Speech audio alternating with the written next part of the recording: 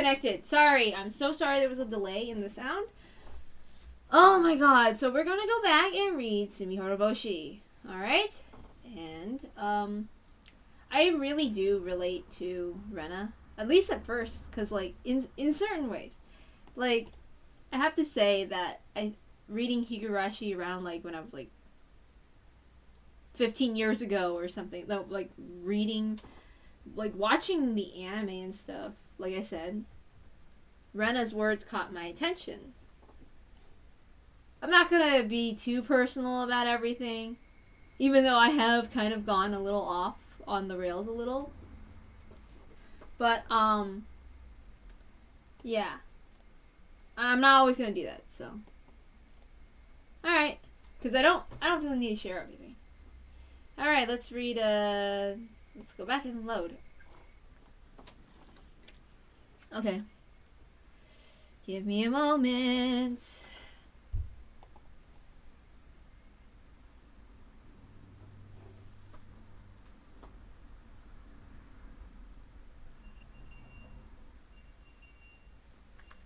Oh, you're talking about Kasai. He's Shion's watchdog. Her watchdog? Really? Yeah, he is! Shion tends to do crazy things, so she needs to have someone watch her all the time. I think you're as crazy as Shion. Keiichi cuts into the conversation. They ended up making a lot of noise, teasing each other like they always do. Mio made it sound like that man, Kasai, is some sort of territory boss in Okinomiya. It wouldn't be easy for me to meet him in person. But because he's Shi-chan's watchdog, I might be able to find a way. The problem, though, is that I don't have any connection to Shi-chan either. We hang around every once in a while whenever she comes to Hinamizawa, but I've never called or visited her. I have no idea how we can meet. Even if I could meet Kasai, there's no guarantee that he'd help me. He seems like the kind of person who doesn't like to gossip about others. He told me about Rena at the coffee house only because Shi-chan pushed him to. Plus, the situation could grow worse very quickly while I waited for a chance to meet him, so any help he might offer could come too late. I remember Kasai told me that as her next step, Rena usually uses her partner to threaten their catch. That would signify the end of her performance. They were going to take all my father's money. I wasn't feeling a sense of crisis yet, but that time might be coming very soon. Even as I was at school, taking a class peacefully, that man might already be at the house right at this moment, threatening my father to hand over his bank books. Once I become anxious, I get more and more anxious. I could feel like a big pressure on my chest, as if the ceiling had collapsed on me. Man, I'm so bored. My life's too peaceful. Keiichi talks to me, yawning. Is that so bad? I'd love to have a peaceful life that bore me. I don't. I wish some kind of big event would happen, like aliens coming to attack us or something. I'm not saying I'd like to have something like that every week, but at least at the end of every month or so. Aliens. Oh, and that doesn't include our monthly test.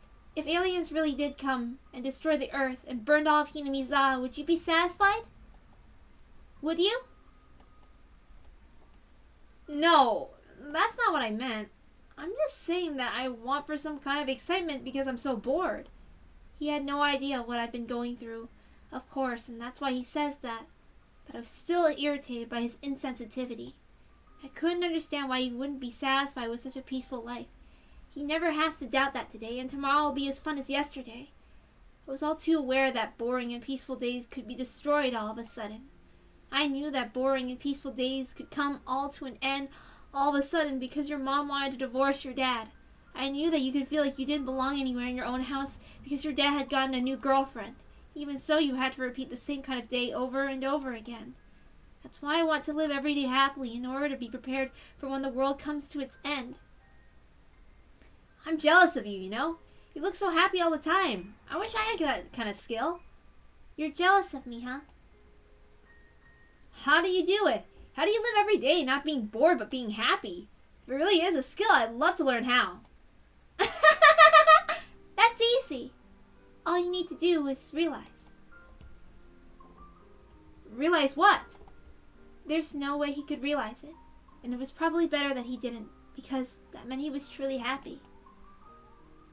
You just need to realize that your happy days will one day come to an end.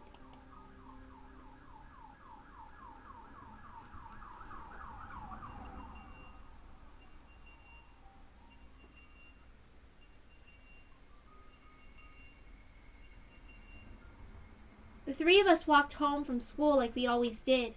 Mi-chan said goodbye to us at the corner of the street where she took her separate way home. She walked away waving, but I chased after her. Mi-chan! What? Mi-chan apparently thought she dropped something and she looked around to see what she dropped. I almost forgot to tell you. I saw Chi-chan and Kasai yesterday at the coffee house, and I picked up something that Kasai dropped while he was there. Of course he hadn't dropped anything. I was lying. If I could meet him, I'd just show him whatever, tell him I thought it was his, and apologize for my mistake. Oh, well, thank you then. I'll send it over to him in that case. I'd like to give it back to him in person. Mi-chan looked surprised. I couldn't blame her. I'd only met him once. It's weird to want to give something back to someone in person, to someone you barely know. Well, that's all right, but why? He had this cute beard and these cute sunglasses. I'm so crazy about cute things. I could fudge my true intentions with my cute mode. I tried it anyway. Mi-chan usually takes words at their face value, and indeed she seemed to buy it. Please don't pull his beard and take it home with you. So, do you think I can meet him? Well, I have no idea if he's busy or not. I'll ask him when he's coming to Hinamizawa next. I needed to know when as soon as possible. Of course I wasn't going to say I wanted to meet him today, but at least tomorrow, or the day after tomorrow. What are you guys doing? It seems I've read about a new love. No! Really? How interesting. I want to hear about it too. I didn't want her to leave it up in the air, so I told her I think I should give it back to him as soon as possible. I'm sure he's looking for it too. Mi-chan said okay twice and walked away waving. I hadn't yet thought about how I was going to ask for help when I would meet him. He seems to be in a higher position than Rena and her partner. If he agreed to help me, it would be very encouraging. But there's a possibility he'd tell me he didn't want to interfere in other people's private matters. He could just say the whole thing was another love triangle between a father, his daughter, and a lover. Bye, Rena! See you tomorrow! Yeah, see you tomorrow! I said goodbye to Keiichi and walked home alone. After Keiichi was gone, everything went quiet, and my head became clear. What I needed at that moment was quiet time to think about what I should do from then on. I shouldn't depend on Kasai to solve my problem. He'd most likely decline my requests, so I'd have to think about some alternatives. It's probably better that I just do that. A love triangle between a father, his daughter, and his lover. Those words bothered me, because I've seen an unhappy triangle like that before. That sort of thing had happened to Satoshi. Satoshi experienced it last year. He fought for his sister in a triangle with his aunt. It was the same situation as mine. I'm trying to fight to protect my father. Satoshi fought alone. Nobody helped him. All I did for him was give him my sympathy and compassion. I didn't think I could do anything more than that. I felt sorry for him, but I didn't really help him out. Irresponsibly, I tried to cheer him up, and I probably told him something that I thought would make him feel better, but that hurt him instead. I recently realized how much I hurt him with my insensitivity, because Keiichi just hurt me in the same way. I'm going down the same path as Satoshi went last year. I feel like I'm experiencing deja vu, an unusual repetition. That would mean that I'd be the one that gets demoned away this year? I should be okay. I wasn't thinking about running away from Hinamizawa. Was I? I wasn't thinking about running away from Hinamizawa, but I thought about running away from my home many times. That's why I made the place I could escape to in the garbage dump. That dump happened to be in Hinamizawa. But what if it wasn't? Running there would be the same as running away from Hinamizawa. I shouldn't think like that. Oyashiro will get mad at me. Oyashiro is really scary. I saw flickering lights in my head. Oh, no. Every time I try to remember that time, my mind would stop working properly. I remember the vivid colors of my psychoactive drugs. The flickering lights and clouds started spreading in my head. They were so bright and annoying. Don't try too hard to remember. Don't try too hard to remember. No. I couldn't stop the flickering lights in my head. I couldn't have that feeling. I had to fill my heart with another feeling. Yeah, there was no time for these crazy flickering lights in my head. I had to think about what to do when Kasai declined my request for help. I had to protect my father from Rena and that bad man. Wait, why was I still calling her that? Rena's Rena. Rena! She's a bad person who deceived my father and tried to bring us unhappiness. Bad people bring bad things into the world without even doing anything. They're different from the other 90% of people who aren't bad. If you let them loose, they'll even ruin the people around them. When you have one bad tangerine in the box, it spreads its fungus to other tangerines around it. That's what bad people are like. I couldn't remember how Satoshi resolved his triangle last year, but I could still see the flickering lights in my head. They're still flickering. They're still flickering. They're still flickering. They're still flickering. They're still flickering. They're still flickering. Just as the swirl of flickering lights were making me dizzy, I saw my house. I also saw Rena's scooter parked by the side of the gate. The moment I saw the bike, the flickering lights disappeared and I regained control of myself. Rena spent the night last night. She told me she had to work today in the evening, so she should be leaving soon. I didn't want to be around her, even for a little, while she left. I said I'm home real loud and rushed into the house, pretended my friends were waiting outside and rushed out of the house. But Rena stopped me. Hey, Rena, you're home. Hello. This is the first time I thought Rena's smile was ugly. It only stood to reason. I realized the scheme she was hiding behind that smile. Your father and I went to Gogoro for lunch today. There was a restaurant there that makes delicious Indian curry. My father poked his head out of the living room and says, I want to go there again next time we go. I really like that curry. I wonder if he met with me next time, or with me and her. Anyway, I hate it when Rena says, your father. We brought you some curry home from the restaurant. Try it later. It's very good. Have you heard of the restaurant, Rena? I didn't know the restaurant she was talking about. I saw it in a magazine. It's a new restaurant that just opened recently. I also remembered it was an expensive restaurant. The amount of money they spent on the take-home curry alone must have been enough to cover the cost of all our dinners for several nights. Since I was aware of what was in the bank books, it was very hard for me to stay calm. I'm looking forward to it. Thank you so much, Rena. Rena, your father and I would like to talk about something with you. I'm sorry, but my friends are waiting for me, so I have to go. Oh, we're going to go treasure hunting at the garbage dump again. You really like treasure hunting, huh? I'd like to go there sometime. Well, I gotta go. Bye. Every time Rena moved her arms or head, the scent of her perfume struck my nostrils. I hate the smell of her perfume, so I couldn't stay there a second longer. By the way, it was in the original translation. I saw it was like keema curry. Just saying, because I remember. I rushed out of the house and started running to get away from her perfume. The rubber band inside me, the one called Rena, was stretched all the way to its limit. I'm pretty sure I'd explode and go crazy if the rubber band broke. I didn't want to feel like that inside my own house. My house was supposed to be a place where I could open my heart freely. I ran away. I ran away from there. I ran farther and farther away from there because it was no longer a place I belonged. It's not that I had a destination in mind. I was just running away. I was running to escape to a place where I did belong.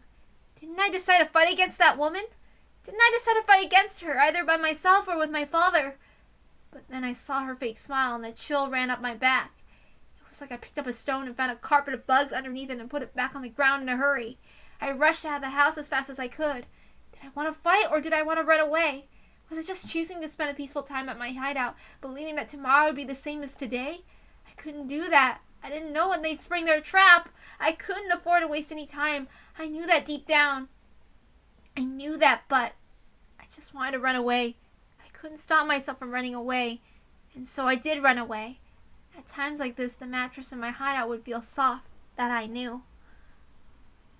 The cries of the Higurashi were so soothing to the ears. They sounded as soft as my mattress. They were like music. They didn't force any feelings upon me. They cried as if to tell me to just be who I am. Sorry about the noise. It was always so quiet here when I immediately noticed the purr of an engine coming closer. People used to come here and make a lot of noise during the dam conflict, but now nobody really comes here. This is a place forgotten. so it was rare to see somebody come through here at all. Oh shit, oops, my bad. Damn it. What the fuck? Okay, let me try again. So it was rare to see somebody come through here at all. I sat on the roof of an abandoned car and waited for the intruder to go away without looking their way. But the purr of the engine stopped. I'm not stupid. If it stopped, I know exactly who it had to be. I heard the person calling me, but I ignored it once. The person came closer, making it harder for me to ignore her. And she called my name again, and I turned around this time. Rena. Rena, are you hard of hearing?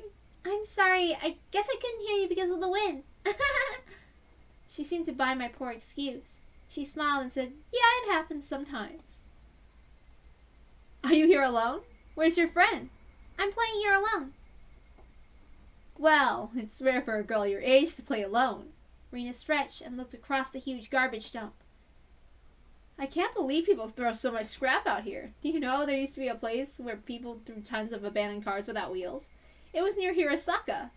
I wasn't interested in Rena's whole story, but I pretended to listen and nodded. She doesn't take this road to go back to Okinomiya. I guess she knew I'd be here and came by to see me. What did she want?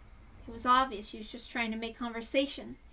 She probably took it personally when I avoided her earlier, which must be why she was here to butter me up. It would be better for her not to have any conflicts with the daughter of the man she's seeing, no matter what the intention of seeing him is. In that sense, it was a reasonable action for her to take. While I listened to her old story, all I could think about was when she was going to leave. Didn't I have to fight against her? Didn't I decide to fight against her? Didn't I find out her plot at the coffee house in Okinomiya? Didn't I find out this woman is squeezing money out of my father when I looked inside his cash box? I know who you are. Please leave my father alone. How easy would it be if those 2 sentences could solve the problem? She'd probably deny it. Even if I told her about what I heard at the coffee house, I have no evidence of her plot. If she said she did it because that vulgar man was threatening her, there would be nothing I could do. But I know this woman is a bad person. I know something horrible will happen in the near future if I waste time like this. A strange, tense feeling started coming over me. I didn't know how to let it out. As the feeling started running high, I became unable to stand the smell of her perfume. I wanted to put a certain distance between me and her, so I climbed down the slope of the scrap heap. I kept going down and down the slopes of the garbage dump. When I turned around, I saw her coming down as well, muttering. Was she following me? In order to run away from her, I started running down the slope all the way to the bottom and went around some trash piles and arrived at the front of my hideout. My escape was meaningless. Not only was she going to catch up with me eventually, all I did was let her know the way to my hideout that nobody is supposed to know about. I wanted to make sure she never saw my precious hideout.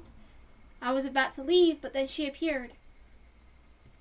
Wow, this is cool. It's like a secret base. This is my secret hideout. Nobody comes here and nobody can hear us. I felt strange hearing myself say that. So, this is your secret hideout, huh? I'm honored to be invited here. She must have thought I told her my secret because she was worth sharing it with. She looked happy. She found the station wagon, looked inside it through the window, and went all ooh and ah excitedly. This is a secret place that nobody else knows. I felt like my consciousness was separating from my body, like I was floating. But it didn't feel good like when I was drinking amazake. It was more like being carsick. I felt like I was about to throw up. My brain was probably secreting some chemical in order to avoid facing the reality that I'd have to stay with this woman. I couldn't run away from her. But even if my brain tried to avoid recognizing it, the reality in front of me wouldn't change. Rena. Yes? What's wrong? Are you feeling okay? Yes, I'm fine. I inhaled fresh air and pulled my consciousness back to reality. I didn't feel like throwing up anymore, but I still felt off balance. I leaned into a scrap of garbage to keep my balance. I like you, Rena. Do you like me? What are you talking about all of a sudden? I said that because I didn't want to say that I did like her.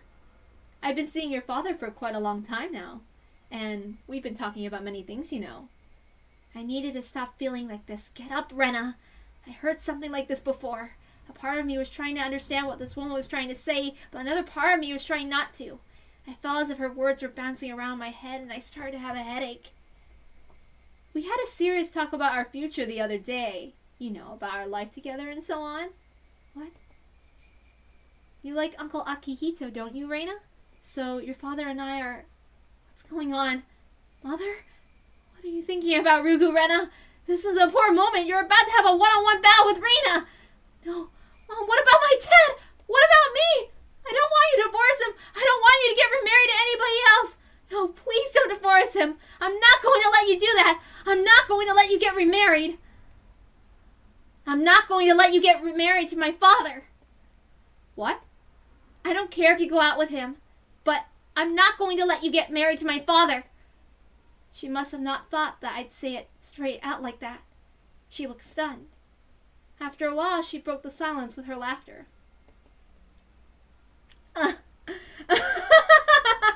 I thought you might reject me, but I didn't think you'd say it straight out like that. You thought I might reject you? I'm surprised you even noticed that I was doing it. Of course I did. You always ran away whenever you saw me. You thought I didn't know? That's why I hate kids. She frowned, revealing her ugly self. It should have been like this the first time I saw her face like that, but I wasn't surprised at all. Her face had looked like that to me from the beginning. I wanted to get along with you if I could, at least on the surface, but I guess it's hard to do that now since you hate me so much. What do you hate about me? I'd like to know for future reference. Oh God, whenever somebody says this, don't! Nah.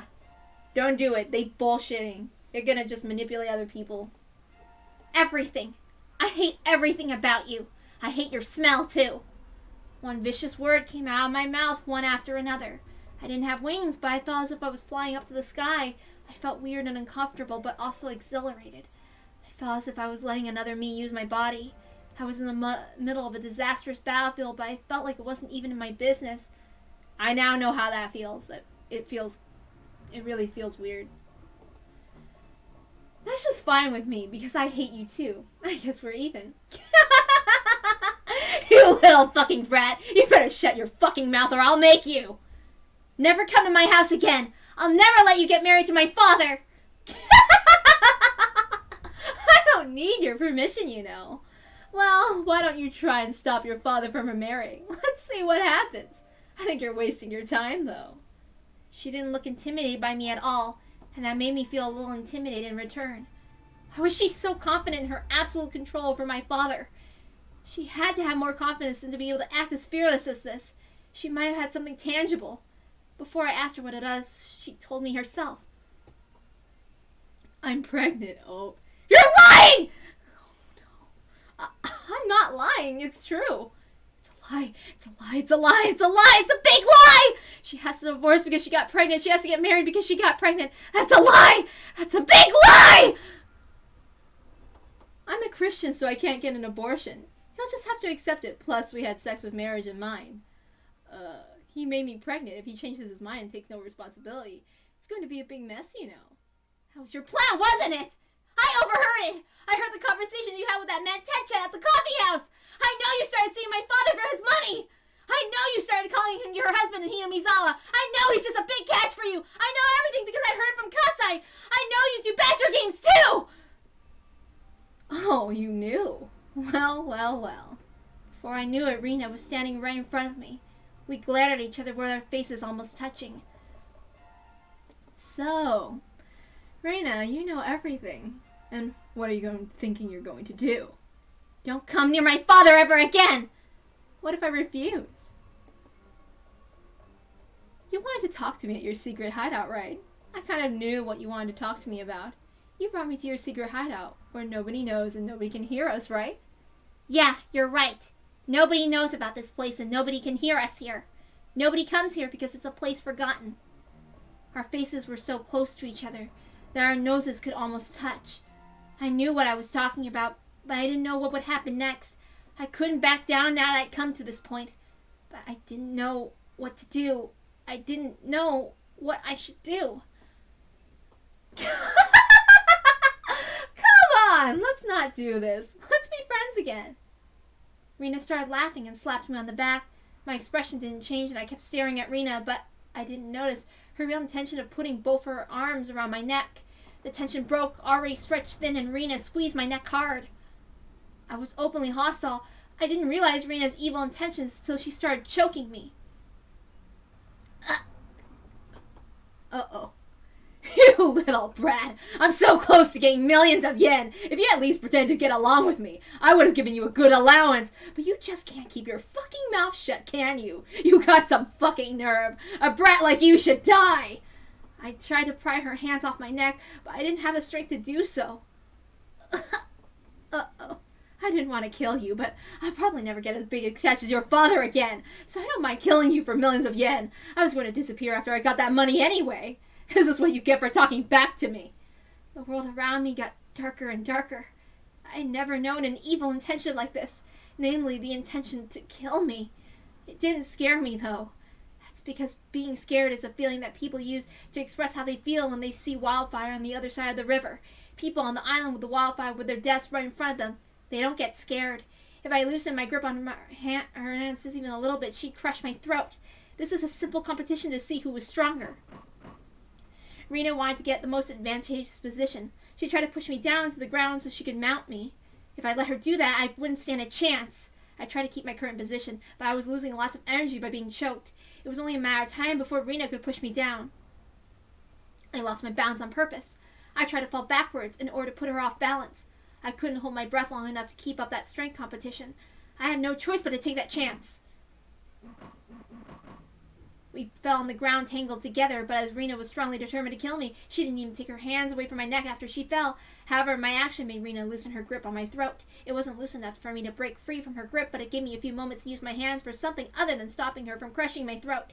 If I hadn't taken the chance, I would have been done for. That's why I tried to literally seize my chance. I moved both my hands on the ground to seize that chance. I felt a piece of broken glass on my right hand, and that was truly my chance to literally save myself on the brink of death. I cut Rena's wrist deep with a piece of glass. Well, I'm not doing the... I don't feel like it. Rena tried to endure the pain for a few seconds, but a pain that severe from someone so cornered soon broke her will. She let go of my throat to cling to her bloody wrist. I used that moment to roll away from her.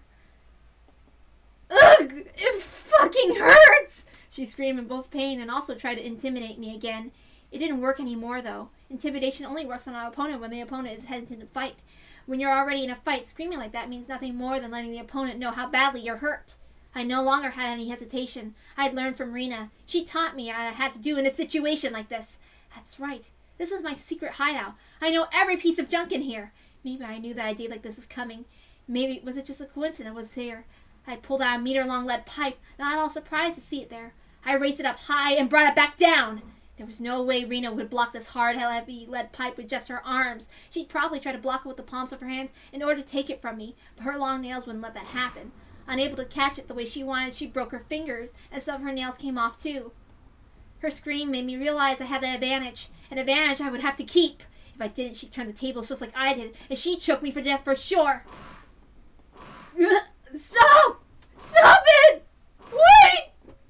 Rena shielded her head with her arms, but it didn't help. All that would change is I'd break her arms before I broke her face.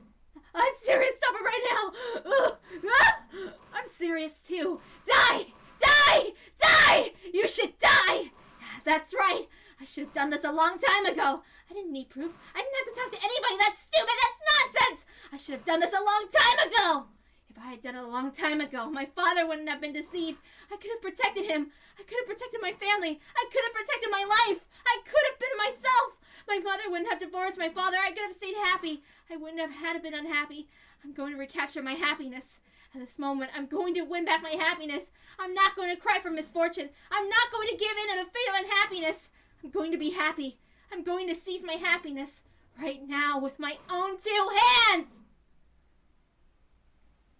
Rena tried to run away from me, but as she no longer had the use of her hands, it made it difficult for her to stand up to escape, especially since there were scraps of junk everywhere on the ground. After all, this is my hideout.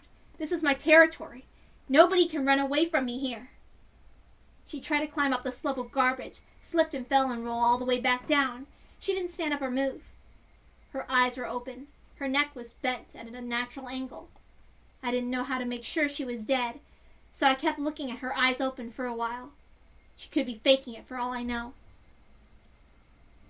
But she didn't close her eyes no matter how long I waited. I scooped up a handful of sand and threw it on her face. She still didn't close her eyes. The lead pipe slipped out of my hand and hit the ground. When I tried to pick it back up, I realized how heavy it was. I was surprised I was wielding it as though it was a knife. I was sweating all over. The cold wind felt good on my skin. The cries of the Higurashi were calming me down and healing my soul. Rena was just like a broken dummy now. She'd become a piece of junk. I'm an owner of this land of junk, and I've defended it from her intrusion. Now she was a resident of this junkyard. I didn't feel bad about killing her. In fact, I felt rather fulfilled that I defeated the evil woman who had deceived my father. I started breathing slowly and calmly, and I regained enough energy to analyze the situation. I'd have to hide her body. First, I'd have to get rid of her scooter. I climbed up the slope and kicked her scooter down the hill. It rode down the slope, making a lot of noise. It blended in with all the junk as if it stopped, like it was there from the beginning. I went back down the slope and started dragging her body to my hideout. It should have taken as much effort as dragging a 50-kilogram sandbag, but it felt lighter than that. It was just a sandbag, and yet it brought disaster to my family. I didn't lure her here in order to kill her, or did I? Maybe I just didn't notice that I had that intention deep down in my heart. But even so, I felt like this was the best and most expedient solution. There was no better solution than killing her. How wasteful to depend on someone to help me, to wait for the day to come when they will. I remembered the murder of Satoshi's aunt that happened last year. I had no doubt Satoshi murdered her, but I'd never been as convinced as I am right at this moment. How could he have saved Sadako, other than by killing his aunt last year, at that time and that circumstance? My situation was very much the same as his. How could I have saved my father other than by killing her? If my plan was a murder, I would have been under a lot of pressure and stress. But for better or worse, the moment came to me out of nowhere. That's why. I believed I solved my problem with as little as trouble as possible. Now that she's gone, will anyone become suspicious of her disappearance?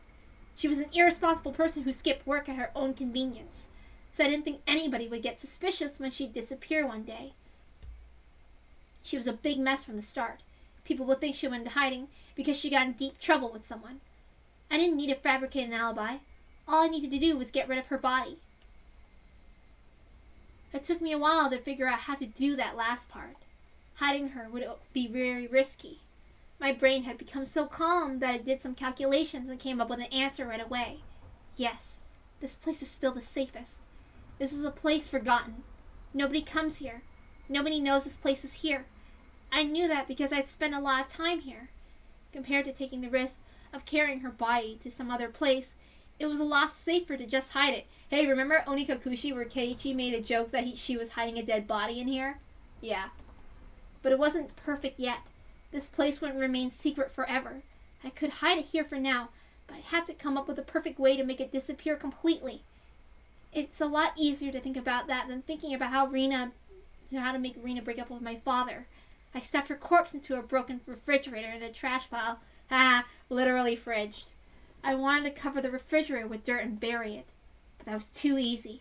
I had to chop up the corpse into pieces and make them completely disappear.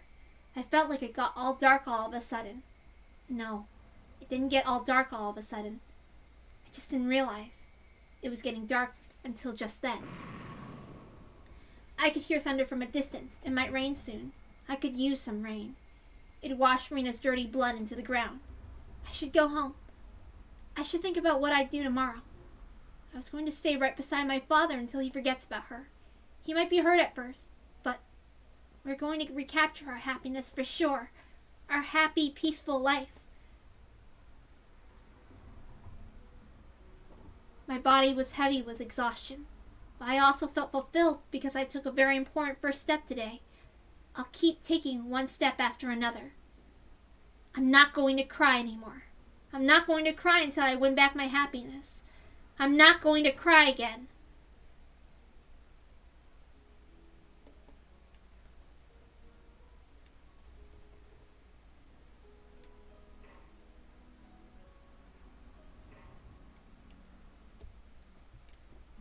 You don't need to get remarried. That was the first thing I said when I got home. My father looked stunned. He noticed the sad tone in my voice. Realizing I didn't agree with the idea of his remarriage, he looked down. I understand. I know how you feel, Reina. I should have talked about it with you first, and that woman is lying to you about her pregnancy. Don't talk like that. Rena is... I'll tell you the truth. That woman and the guy called Techan are a team of bad people. She went out with you only because she was trying to get our money. My father didn't get it right away, of course. He looked upset instead because I called her that woman. I should have chosen my words a little more carefully, but I think I told him the truth clearly enough. I told him everything I heard and saw at the coffee house. As I expected, he defended Rena anyway. I was upset, but at the same time, it made me certain that there was no other way than to kill her. I felt the pressure on my shoulders lessen for some reason. My father thought that he needed my approval for his remarriage, so he held back his anger and put on a fake smile on his face instead. Hey, Rena, let's sit down with a cup of tea and talk. I'm sure you'll understand once you hear me out. A tamed animal is still tamed, even after the owner is dead. It's okay. I'll open the gate anyway. Even a tame animal will notice one day that he's no longer in captivity. That's not something I should teach him. He had to realize it on his own. I couldn't stand his fake smile anymore, so I left the living room. Time healed the pain from the divorce. Time heals any kind of pain, just like how a dripping water will eventually bore a hole through solid rock.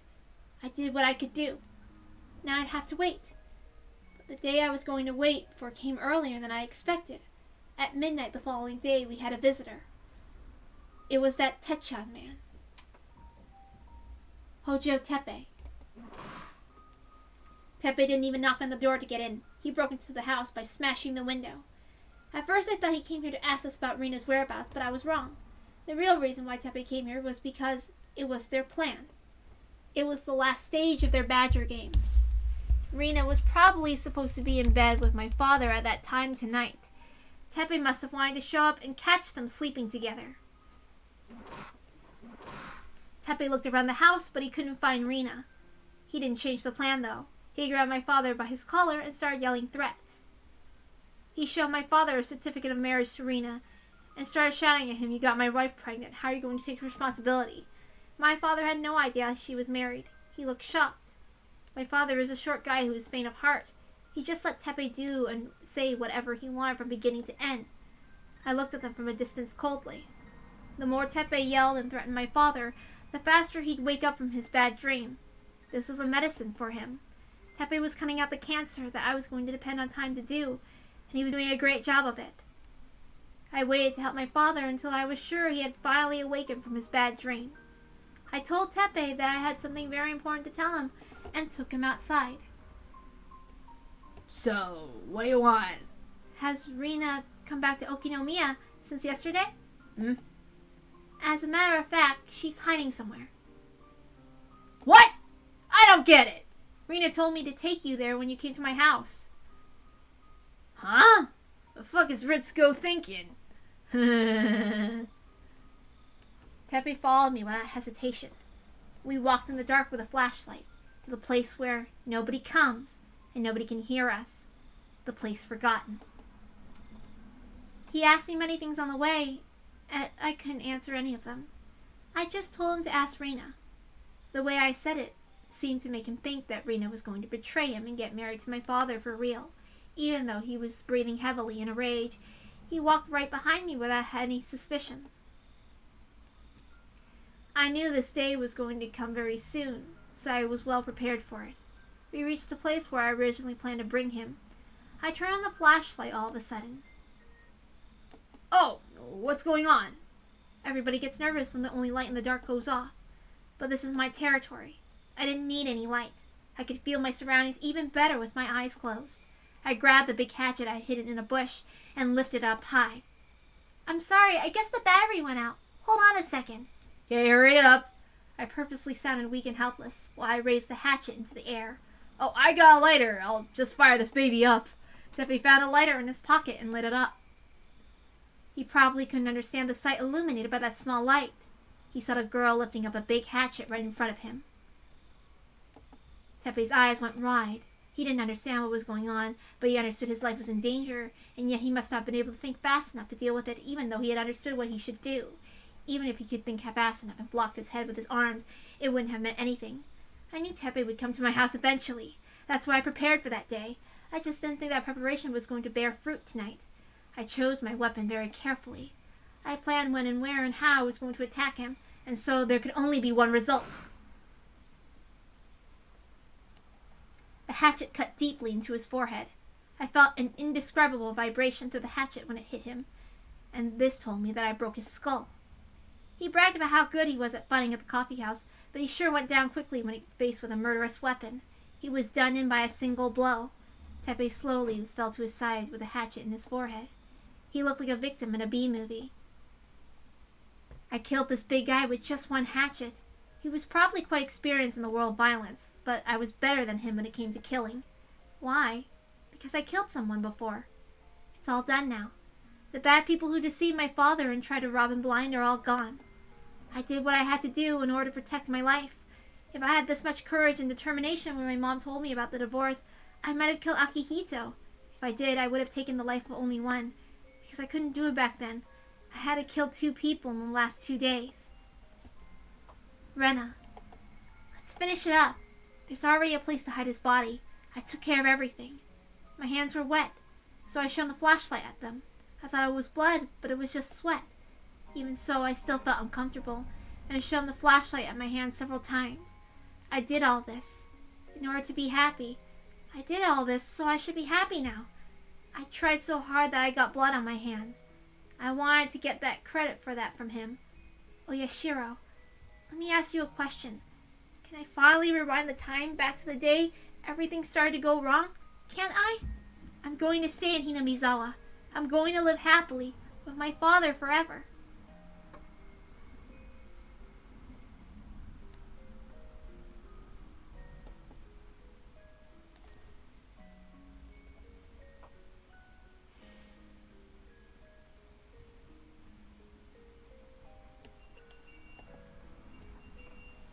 It's rare to see Rena sleep in class.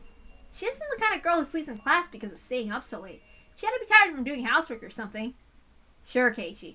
Everybody seemed to be thinking the same thing and nobody tried to wake her up, not even Chie. She got up for a few seconds and went back to sleep. She swayed back and forth like she was rowing a boat. But she's in class, so I should wake her up, right? I was about to wake her up, but before my hand could touch her, Mio gave me a sign not to. Let her sleep. She must be really tired today. You're right. I heard a few days ago that Rena lives with her father. She studies during the day and plays a lot after school and does things around her house after that. I didn't know that. I also didn't know her mother had divorced her father. Mia told me that, and she told me not to talk about it because Rena's still hurt by the divorce. I didn't even notice that she's been through such a tough time.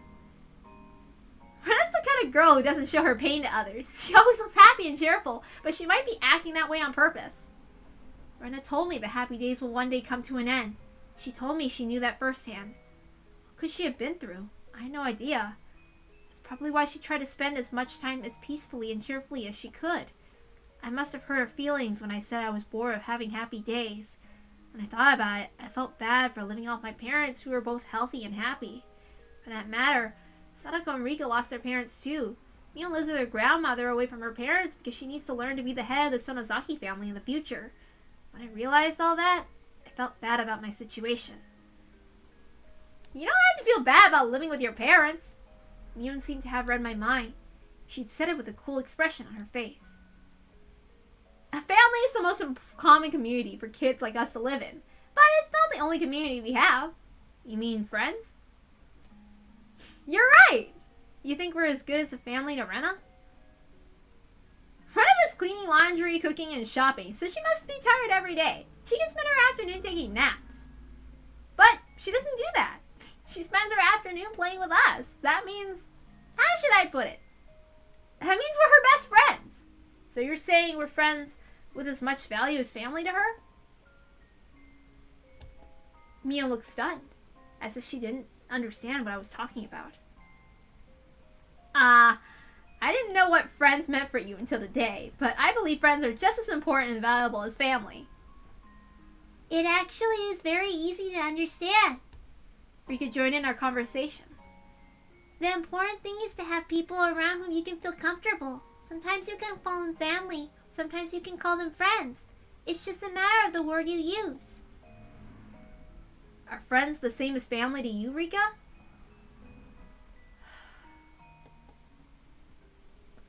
Yes, they are. I believe that they are to Sadako, me, and Rena too. I guess that's why we always try to stay together. Do you ever feel lonely when you're with your friends? They're my family, so I'm not lonely. You're not in an agreement. Sadako was talking with her other classmates, but I'm sure she would nod as well. Rena would too.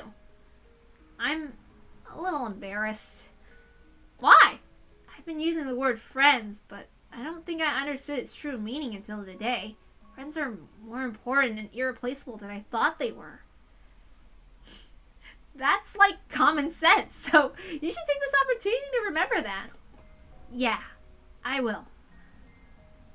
I also recommend that you don't say that again. Kei-chan, you just said something very embarrassing, you know? After that, Mio still made fun of me. I think I understand a little better why Rena was always so serious about having fun. I want to be her best friend, and I want to do my best to be deserving of her effort.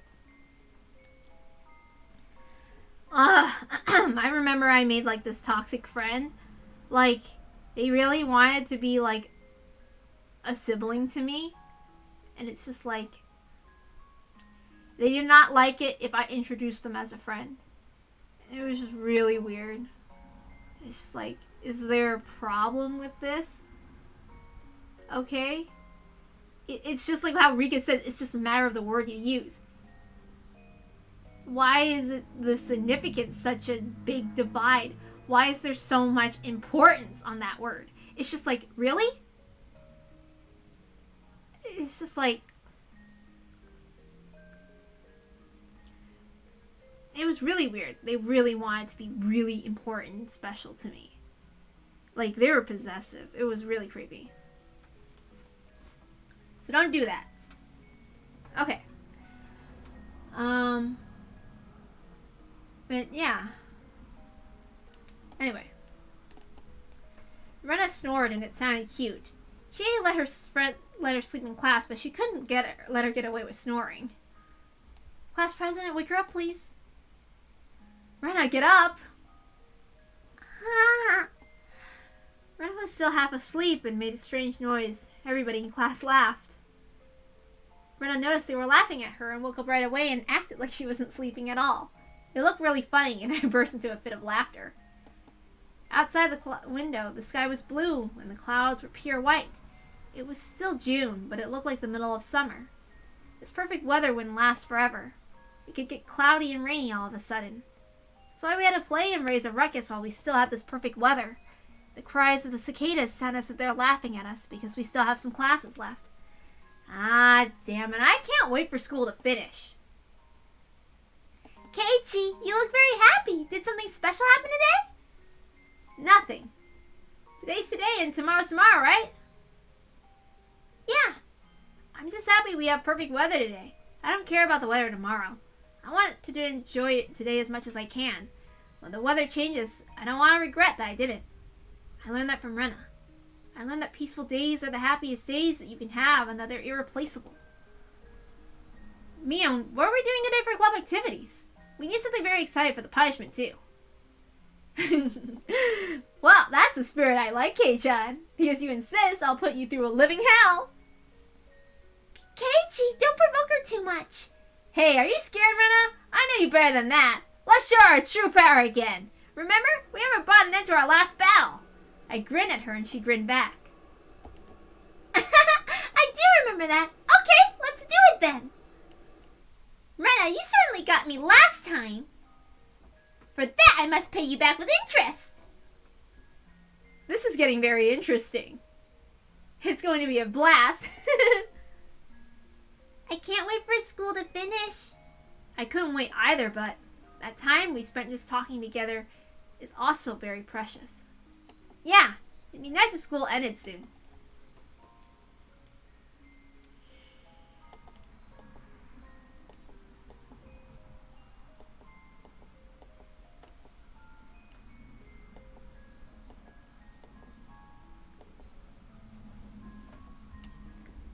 Ah, new tips, my very favorite wine. I know who this one is. Woo! I can't wait. I love this one. Let's read it.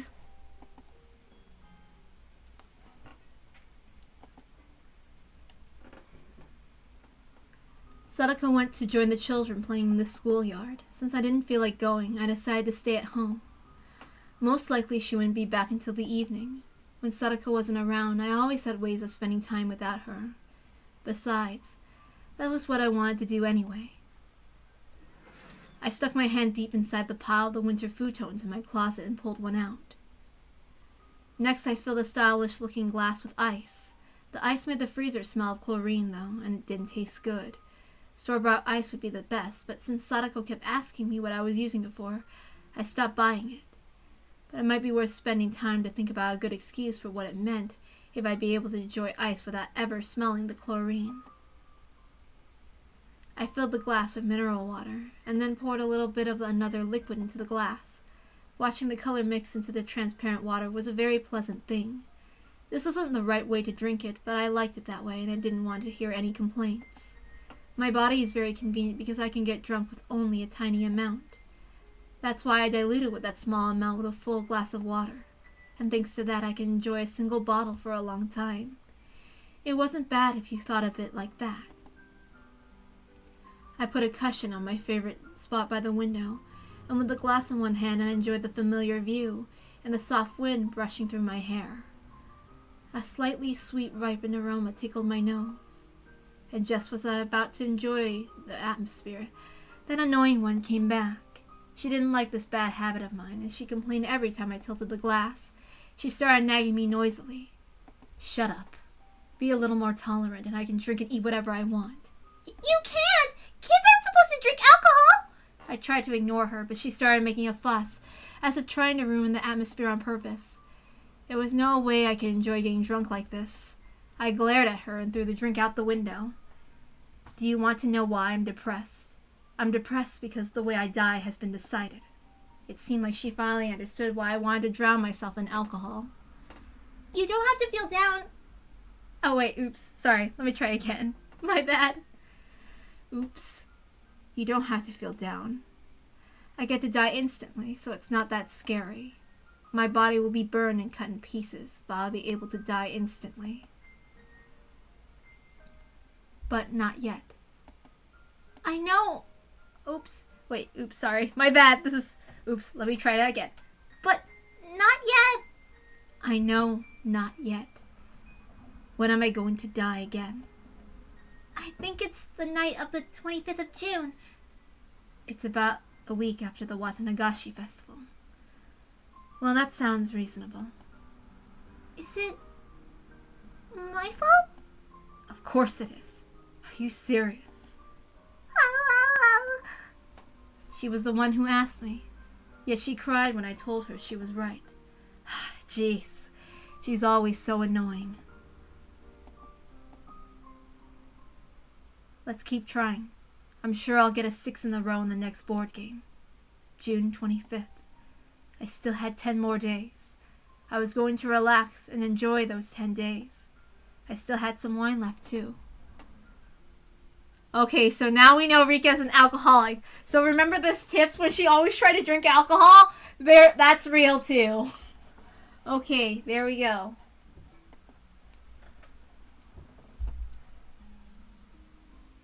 I don't remember if I was going to read Psycho Koroshi. I might not because, meh, I never really liked it that much. I don't really care. I will read Higurashi the way I want to. But I believe Frederica Berncastel, the name Berncastel comes from the name that's labeled on the wine or something. Yep. Alright, let's continue. What time is it? Okay. Well, I still want to read it. It'd been very hot for the past few days, and the corpses went rotten quickly. Any housewife knows how fast fresh meat can go bad. I know it too. That's why the first thing I did was to dismember the corpses. There was only one reason why I needed to dismember them. I had to reduce them to a portable size in order to carry them to a place where they'll never be found. When men see the words dismembered corpses, they'll probably feel disgusted because they don't cook. But housewives are used to taking the guts out of fish. They sometimes even see living maggots. They take the maggots off of the food or even cook it with the maggots still on. The heat will kill them after all. Women don't tell men what they do in the kitchen because men wouldn't eat the food if they knew. So it didn't really bother me much to dismember them. I was released from all my problems by killing them. Cleaning up the mess was like nothing to me, because I got freedom and regained my happiness. I dismembered the corpses using the carpenter's tools, like a saw and a hatchet. I'm wearing a black sweatsuit I bought for today because I thought I might get stained with blood. Blood stains don't show on black fabric, and I can just throw it away after it's done. I brought a plastic sheet I found in the dump because I thought the blood might spread otherwise. If I did the work on the sheet, I could just burn it after I was done. In the end, dismembering human bodies is no different from preparing food on a chopping board. Damn, Rena, what the hell? I remember the first time I read it, I was like, what? What? Seriously? I mean, I've heard about weevils, so when you make bread, so I guess. I was very tired from chopping apart 2 adult bodies, but I didn't have a problem doing it. I cut off their arms and legs and head, dividing each body into 6 pieces. I heard before that blades get ruined easily by fat when you cut apart a corpse, so I brought many kinds of tools. And I was right. I didn't have to go back and forth between here and my house to get another tool in the middle of work. A long time ago, the construction manager was murdered and his body was dismembered here during the dam conflict. He was cut into 6 pieces in the same way. Well, I had 2 bodies, so there was double that, though. I remember the main suspect was still on the loose. The victim's arm he had hid hadn't been found yet. I wonder where he hid it. I'd like to ask him. I smiled wryly. Unlike the arms, legs, and heads, the torsos were difficult to take care of. I thought of cutting them into smaller pieces, but I decided against it because I thought it'd be troublesome to clean up the guts. I put each in the black trash bag and sprayed on a lot of deodorant. I wasn't sure if it would help against the smell, though. Many bugs flew around me while I was dismembering the corpses. After I finished putting all the pieces into each bag, the bugs were still flying around, but that was just because they could smell the blood. After I cleaned up everything, they were all gone. Now all I need to do is get rid of these 12 black bags. Burning them would be the easiest, but I don't think I can burn them to ashes without using a cremator. The best way is to bury them somewhere. Other than the torsos, every piece is small enough to fit in my backpack. I could easily carry them without getting noticed. I could throw them into the river running through the dam construction site, but if I did that, somebody would find them for sure. I'd seen on the news several times before a bag with a body part in it was found beside a river. Every time I heard something like that, I always thought the murderer was stupid. I thought about dumping them into the Onigafuchi swamp, but rotten meat floats. I thought about weighing the bags, but there's no guarantee they'd stay down. So that left me with one choice, to bury them. And there are many unexplored mountains at the end of the abandoned districts around Yagochi and Takasudo. It's probably best to bury them somewhere in the mountains. While it would be safe to bury them here in the garbage dump too, it's not perfectly safe. And so I'm going to bury these bags somewhere deep inside of a mountain in order to completely erase the 2 of them. My joints hurt since I've been using muscles I don't normally use. I cleaned up the mess very carefully and got into my hideout. While still wearing the sweatsuit, I laid them down on the mattress. I washed my hands very carefully. There was still dirt and blood under my nails. I should take a shower later and wash it off completely. When I say things like disposing of corpses, it sounds like I'm the greatest evil of the century. But that's only true if I get caught. What I did isn't a crime as long as I don't get caught. Plus, I didn't do it because I wanted to commit a crime.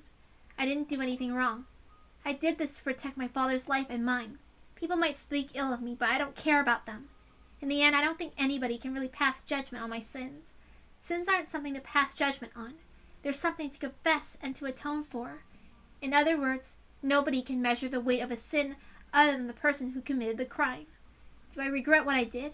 Do I feel sorry? No. I don't think I did anything wrong. I truly believe there was no better way than killing them. I'm sure it was the right thing because my life had already started to change since the night I killed them. A few days earlier, I just came home after killing Teppei. My father was cleaning the room Teppei had thrashed earlier. His eyes were swollen. He'd been crying. Rena, where have you been? I was talking with him. I said Rena will never come to our house again, so please leave us alone. Therefore, he'll never come back. I don't think he'll stay away from us that easily. You should watch out for him for a while, too. It's hard to explain to him why Teppei would never come back. I can't tell him he shouldn't worry because I killed him. I grabbed ice cubes from the freezer, put them in the plastic bag, and handed it to my father. Here you go, Dad. Your cheeks are swollen. He must have only noticed it just then. Oh, thank you. Don't worry about cleaning up the mess. I'll do it. I'll get the vacuum cleaner. Rena, he called out to me. I'm sorry. I'm so sorry. It's not your fault. They make their living by deceiving people. You were just one of their targets. Rena, did you know who they were? Yes, I found out recently. I didn't tell you because I thought you wouldn't believe me. I'm sorry. He looked down. When he told me about how he wanted to get remarried, I told him they were bad people and they scammed others with Badger games. But he didn't listen to me. So I was right in saying that he wouldn't have believed me at all. She took advantage of your pain. I'm a very bad father. And he started talking about how he met Rena as if trying to absolve his guilt. It was when he was suffering the most and he needed to drink away his sorrow. At a bar he happened to go to, Rena was the one who came to his table. It was her job to be a good listener when her customers talked. Rena must have been a really great listener and offered words of comfort when he talked about the divorce. If he was emotionally stable, he could have taken it as a kindness that she was only offering at the time. But he was so desperate that he took it the wrong way. After that, the tragedy was inevitable. He wanted to believe that it was destiny, and he glamorized everything about her. It'd be easy to laugh at him and say that he was just dreaming, but I don't blame him because being weak is also part of being human. He had plenty of opportunities to grow suspicious of her questionable spending habits, but my father just read even that behavior as an attempt to cheer him up. He bought everything she asked him to, and Rena had landed her catch. He shouldn't have brought his lover to the house where his daughter lived, but he was crazy about her, and he didn't even think about it. I'd forgotten that I was a father first. What was I thinking?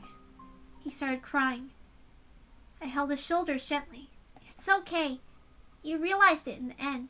You're my father no matter what. You're the only family I have. He couldn't stop moaning. We held each other and cried together.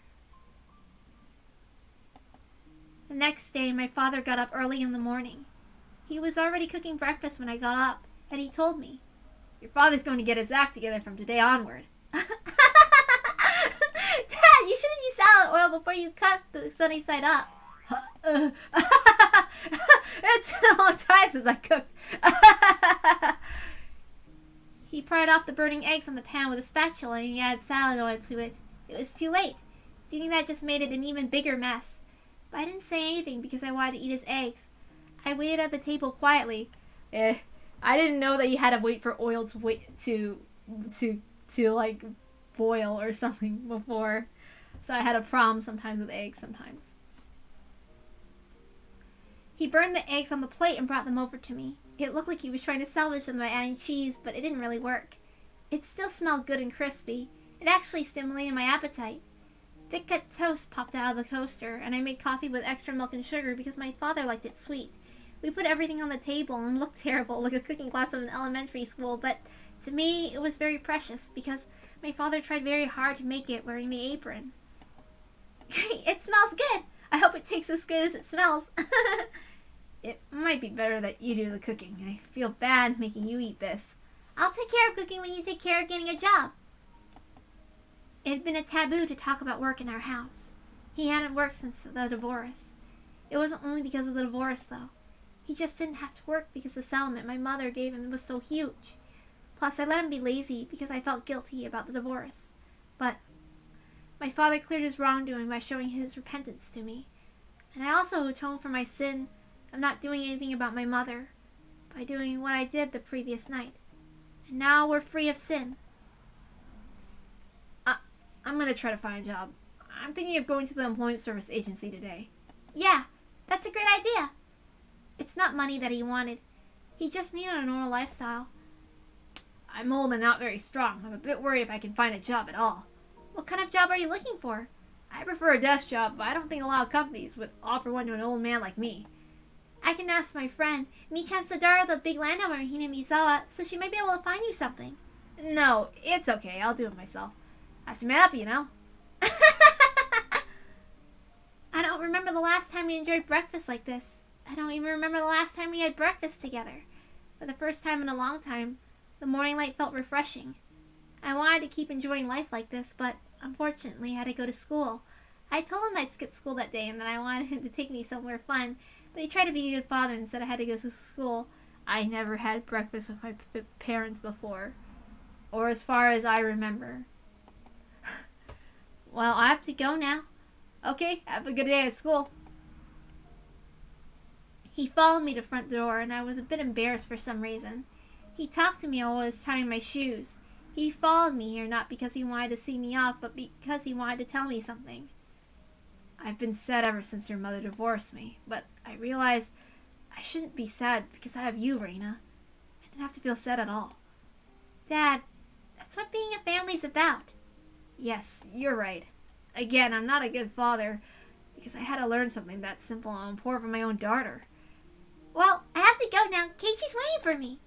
Have a good day. Oh, Reina, I'm going to cook dinner tonight. I'll do the grocery shopping on the way back from the employment service agency. Look forward to it. I promise I won't fail like I did just now. Okay, I'm looking forward to it. See you tonight. I left the house and my father saw me off still in the apron. It was the first step of our new life. I finally regained it. I finally regained everything we lost after we left Hinamizawa. My mother wasn't around, but I didn't feel sad because I had my father. The cries of the cicadas sounded as if they were celebrating my new life. The sunshine was bright, and the wind was setting up a nice breeze. The only thing that wasn't nice was the ticking clock. I was late because I spent too much time talking with my father. Okay, I have to do a couple of things. Keiichi might already be gone. I don't think he'd be waiting for me that long. But he was there anyway. Hey! Good morning! Good morning! Sorry I'm late. It's okay. I usually make you wait, so it's okay that I wait once in a while. We're going to be late. We should walk fast, I think. Yeah, let's walk fast. We might have to run at the end. Michan might already be gone. She's waiting for sure. We're friends. We never leave each other behind, right? Anyway, did something good happen this morning? What? Why do you ask that? Well, you look very happy for some reason. I just thought something good happened to you. The good mood I was in must have been too obvious for Keiichi to ignore. I had not only my family, but my friends, too. I felt something warm spreading in my heart. Well, I'll tell you what happened this morning. My father made breakfast, but... What? Isn't that the right way to cook eggs? You use salad oil for making salads, don't you? What? I have to tell everyone you just said that. What did you just say? Whose rude remarks are unforgivable? Fine, bring it if you say it like that. You're willing and ready to throw down, aren't you? Hey, what's going on? Sadako, Kei-chan, why don't you two place an outside bet on our club activities today? It'll be fun. Michan, what's an outside bet? What is it? An outside bet means what it says. That Sadako and I would place bets on each other on the outside of the game. The one who played the worst than the other has to suffer an extra punishment besides the normal one. That means I get to see one of you suffer no matter who loses today. So, what do you say, Sadako? That sounds like a wonderful idea to me! Keiichi will take a punishment for being the lowest ranked in the game, and another punishment for losing to me! Ah, how wonderful! Great, I like your spirit, Sadako. Alright, let's play today's game with our outside bet. It's more fun to think about punishments than to think about the game itself. It sure is. I can't wait to see how miserable Sadako's gonna look after she takes her punishment. Keep dreaming, Keiichi! Ow, take that! Stop it! Ah! Stop fighting, you two. The game hasn't even started yet. Chie opened the door and came in. Take your seats, everyone. Let's start homeroom and you can all go home. Everybody head to their seats. Mi-chan. What? I'm sorry to ruin the mood, but I have to go home after school. I have things to do again today. Oh, okay. Well, I'm sorry you have to go. Are you busy with housework or something? Sorry, I have to move the chair really quick. Yep. Well, this old man has no right to stop you when it comes to housework. I don't do housework myself. Our housekeepers do. You should help them sometimes. It'll be good training for married life. Don't worry about that. I don't have that kind of skill, you know, to be a good wife. Mi-chan looks like the kind of girl who tries to stay away from doing chores as much as possible, but she actually can do everything. That's just who she is. She went through hard times to learn those things, but she acts like she learned them without any struggle. That's also who she is. I like that about her. What? Are you going home, Rena? Then you won't see Keiichi go through the teacher's office wearing an embarrassing uniform. What a shame! It's going to be fun. Pity you have to miss it. Yeah, I'm sorry. You went home right after school for housework yesterday, too. Did something happen? Yeah, kind of. It might take me a few more days. Well, then I guess you can't join us for a while. Maybe. I'll try to finish as soon as I can. Can we help you out with the thing that you have to do? If it's something like carrying out old furniture, let me know. I can help with that. Are you redecorating your house? This old man could bring lots of help for that.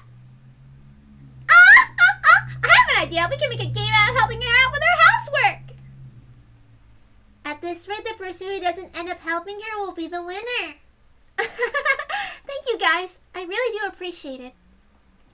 Well, it seems like there's nothing we can do. Therefore, I announce RENA'S withdrawal from the front lines as of today. I order you to take a rest until you finish doing your housework and to return to the front as soon as you regain your strength.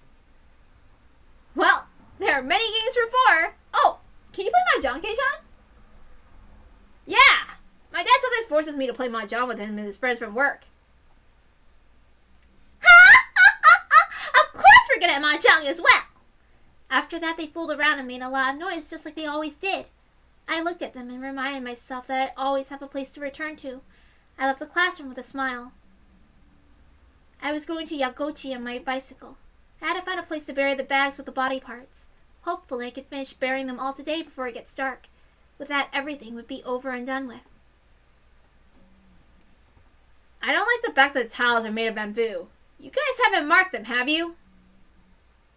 I wouldn't be too sure. Keiichi, you sound traumatized by the experience you had with our card game. Well, I think there are some scratches on them. They're cheap ones, you know? But it's more fun when there's an element of doubt, don't you think? How many reds do you want to use? 6? Rika said it professional and it scared me. Oh well, I should start by checking the tiles. Playing Mahjong with my family is different from playing it as a club activity. I have to be cautious. It's possible one tile is missing or that there's one extra particular tile in there. We don't do things like that. Still, that's interesting. I didn't think about that. Let's see. Let's put them all face up on the table and check them before they start the game. Come on. Everybody flip the tails face up. One dragon's missing. One Lopine and one Loso are missing too. Oh, one Lowan is missing also. What's going on? There's so many missing tiles. Oh, I remember. Hold on a second. Mion hit the palm of her hand with her fist and moved her chair aside and stuck her finger into a gap in the floorboards. She pulled out a tile out of there. There you go. This is the dragon. I don't remember where I put the other 3. Wait, Mion, why are there so many tiles in the classroom? Well, you know. She must have hidden the other 3 tiles somewhere in the classroom and forgot where. We couldn't play Mahjong with 3 tiles missing. I suggested playing another game, but Mion insisted we had to find them and suggested making that a treasure hunt our game. As long as I can make Keiichi suffer a punishment, I care little as to what kind of game we play, but to be honest with you, I prefer to play something a little more interesting than that. I agree. Plus, you're not sure they're here in the classroom, right, Mio? No, they're here. Or maybe this old man might have put it in his pockets and left it in the washing machine. I don't remember. I recommend checking the total number of tiles after we play mahjong with me next time. Everybody except Mio nodded in agreement. What? You don't want to play in their class for the tile hunting game? In other words, cleaning up the mess that Mio made so she could cheat. Do it yourself. Don't use our club activities for personal reasons. Fine. So what do you want to do? We can't play mahjong now. What are we playing then? Does anybody have any ideas? As our club president, Mio usually decides what we play. I couldn't come up with an idea on the spot. While we were all thinking, Mio hit her palm with her fist just like she did earlier. Oh, I got an idea! If you don't want to hunt for tiles, let's do a real treasure hunt. What name comes to your mind when I say treasure hunting? Rena, right? You mean we're going to the garbage dump at the damn construction site? I don't really go there often, but that place is large. I've heard that the place is haunted by the ghost of a man who was murdered there. His body was cut into pieces. We shouldn't go near. A ghost? I like it. That's even better. I didn't know there was a rumor like that. I do know that somebody was murdered there and the main suspect is still on the loose. He did hit the arm of the victim and it hasn't been found yet, right? There's a rumor the construction site manager, the victim of the dismemberment murder case, became a ghost and he's wandering around the place to find his missing arm. Rika? You don't like ghosts? Don't tell me you're still scared of ghosts. I'm a shrine maiden. I can see them even if I don't want to. Wow, you can see ghosts? If I remember right, I heard that those who can see spirits see them as naturally as they do us. That's utterly ridiculous. I've been living with Rika for a long time, but I've never seen anything like that. That's just because you can't see them, but I can. For example, when you're asleep in your bed, I always see... Nipa! Rika! Why do you smile like that? What were you about to say? What do you see when I'm sleeping? Sadako, I feel sorry for you. You can pretend you're not scared of ghosts during the day. I'm pretty sure you get scared when it gets dark. I'm gonna make a silent phone call tonight to scare the hell out of her. Including myself, I don't think anybody actually likes going there. Rena's the only one who does. If Rena finds a ghost when she's in her cute mode, she might take it home with her. That's so true. She'd say, "Hello, I'm taking you home with me." It's so easy to imagine that all of us laughed. Well, let's do it. Let's go treasure hunting. If you find a ghost, you win. You get a point if you find the victim's missing right arm. And you also get a point if you find, anything Rena would like. We can show what we found of Rena later, and we'll let her decide who's the winner. I can't wait to win the game and make Keiichi take the double punishment. Hey, Sadako, are you sure you want to win? That means you might see a ghost. Woo! Stop it! You're getting on my nerves! I don't want to go there. I'm scared of ghosts too. What do you mean you're scared of ghosts too? Who else are you referring to? I'm not scared at all! Hey, Keiichi, stop doing that! Let's go, everybody. Let's find the ghost. Whoa! And then they found Rena with the corpses instead. Well, here we go. One of my favorite scenes that made me re-fall in love with the franchise all over again. Unfortunately, I don't know that I think that Twitch might has a thing where it's like, ooh, we have to like stop it. It doesn't matter if you got the game or whatever because copyright or whatever. Yeah, it's completely ruining the moment. So I might not even be able to enjoy it the way that I want to genuinely enjoy it. So let's begin. I'm probably going to go back and edit it in the music onto YouTube later because I had to do that with the other readings of Mikashi because this is a sound novel. Hello? The OSTs make it. Like, it just brings it forward. How could you do this? Okay. And it'll be over with. Everything will be over and done with.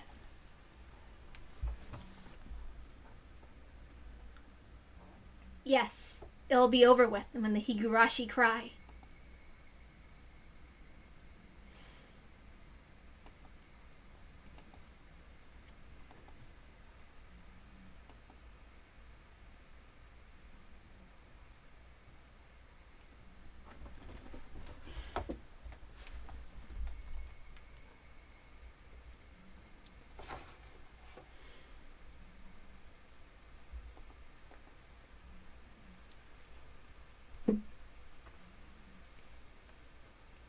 So that's it. Rena finished making her confession. There was no applause or curtain call. It was quiet and a lonely stage after Rena performed on alone. I think I'd forgotten to blink since her confession started. Everybody else seemed to be feeling the same way.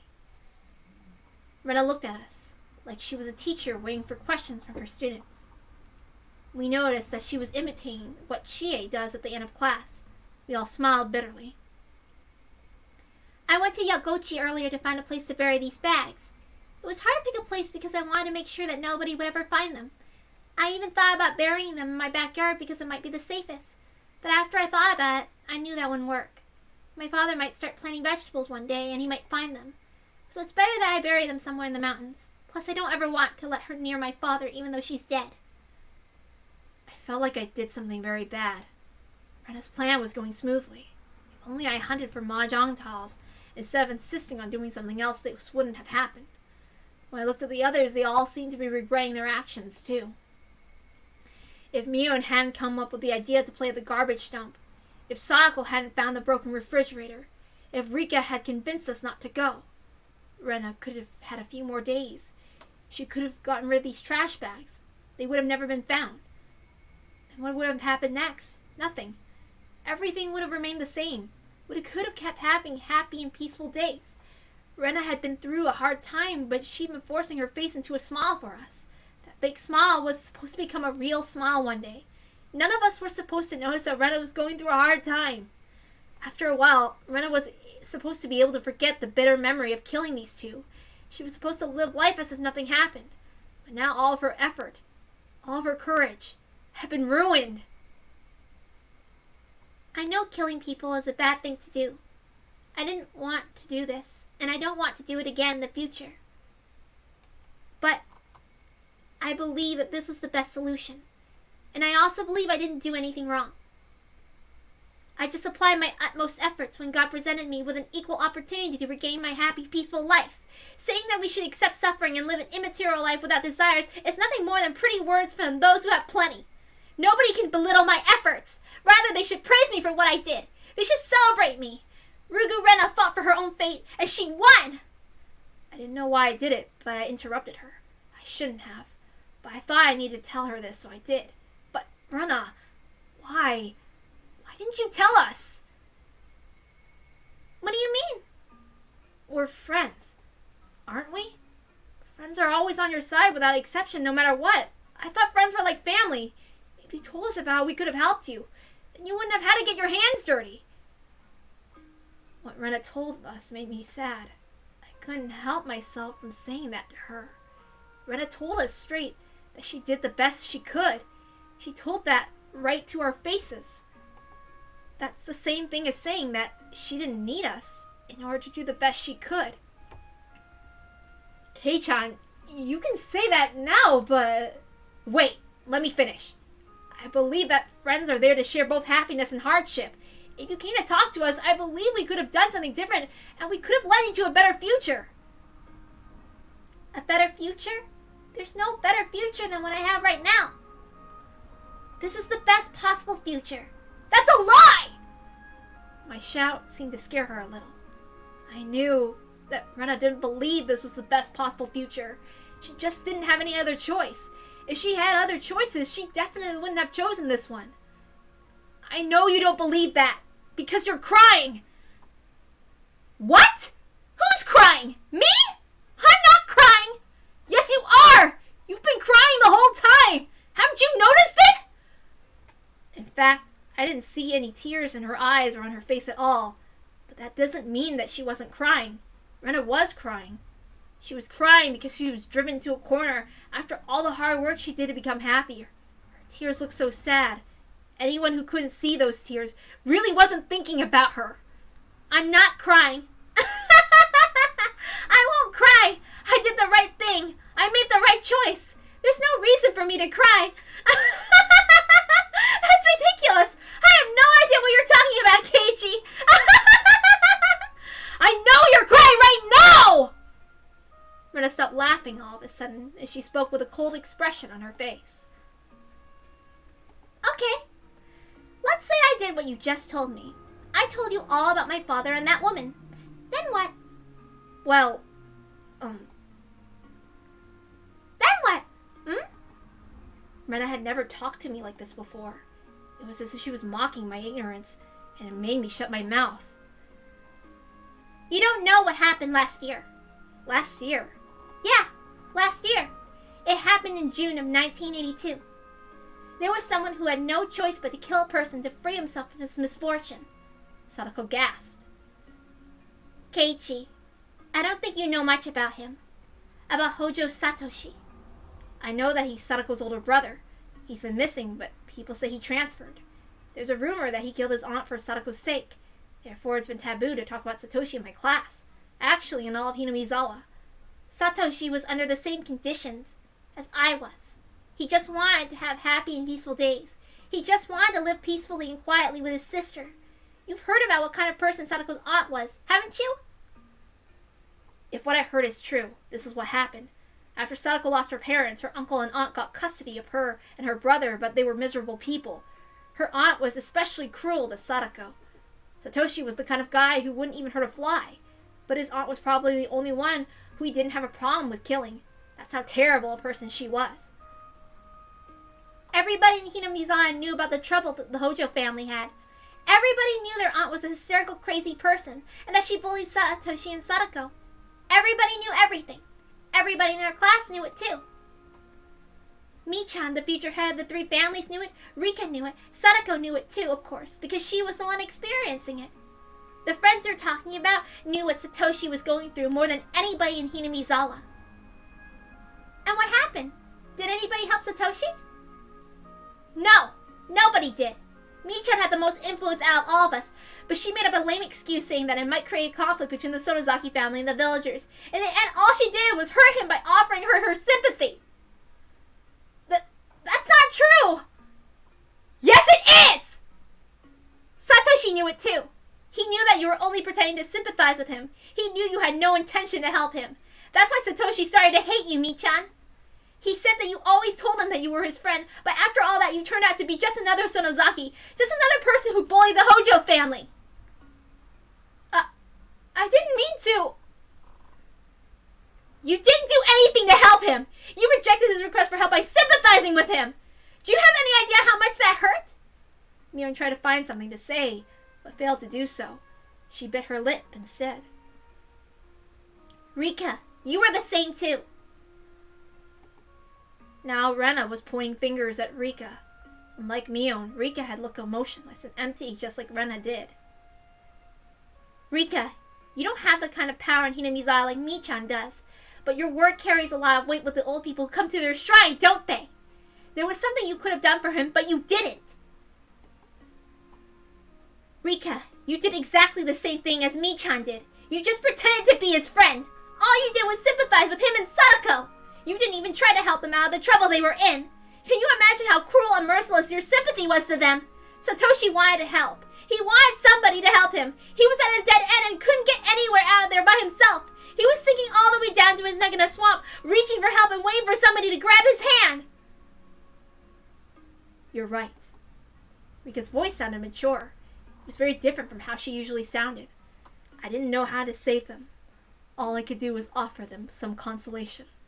I'm not going to deny it, nor am I going to make excuses for my sin of not trying hard enough to find a way to save them. I didn't know you knew.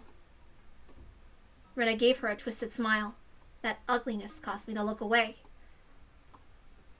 And Sadako, I don't know if you'll believe me when I say this, but you weighed down with sin too.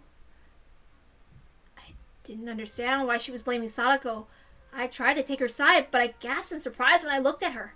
She looked like she was accepting the sin that Rena had mentioned. Sadako must have wanted to confess her sin before Rena had pointed it out to her. And so Sadako opened her mouth first. I don't know if you'll believe me when I tell you this either, but I realized it on my own. I know what my sin is. I see. I realized it on the night Nini disappeared. I wish I realized it when he was still there. I understand how you feel. That sense it was too late for regrets, right? I feel the same way. It happened to me before. That's why I fought this time. Sadako, I'm sure you can atone for your guilt in the future, because you realize what you did. But that won't bring Nini back. He's not coming back. Sadako looked down sadly. Usually Sadako would say the opposite. She always said that Satoshi was coming back one day without a doubt. But now she accepted that fact that he would never return. She accepted it easily, as if she knew already, because he's her brother. Do you understand now? She asked me all of a sudden. That was how they were in 1982. Satoshi talked to everybody he thought he could help him. He told them that he needed help. He told them what he was going through. He consulted with them. He even came to me, even though I had just moved here at that time. I don't think it was embarrassing or shameful that he did that. People get desperate when they're unhappy. Satoshi tried very hard, but he couldn't do anything about the situation. He asked for help.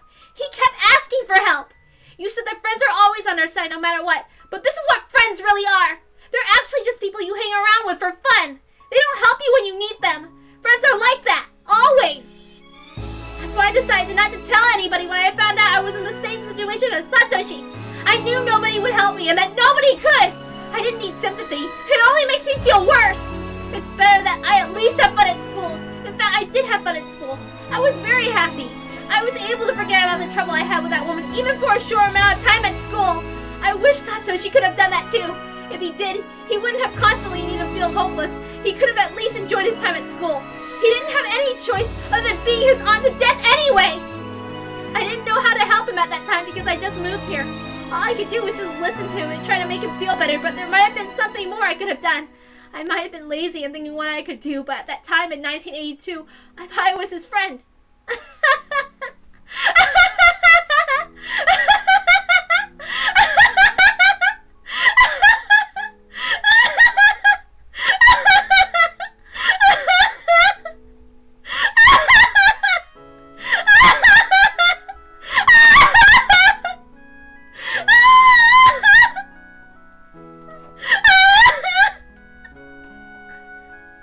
Rena's self-derisive laughter changed into grievous sobs. Her tears gradually wore away at our relationship of trust. Nobody will help me. Friends are just people whom you have fun with. You can't trust them. The more Rena cried, the clearer we had heard her voice in her heart. Sadako, Mio, and Rika looked into the distance with sad expressions on their faces. I was the only one who couldn't say anything back to her now. I had to tell her this. She knew it too. She just needed to hear it from someone. I braced myself to tell her something that might hurt everybody. I understand, Rena. I understand what happened in 1982. I understand that they were heartless, but Sadako also told you this. They realized their sins. They regretted what they did and didn't do. So it should be different this time. They can understand your pain and they can help you. You weren't here last year, and I'm afraid you don't know what you're talking about. That's right! I wasn't here last year. I wish I were! If I was here last year, I would have fought for Satoshi. You're lying!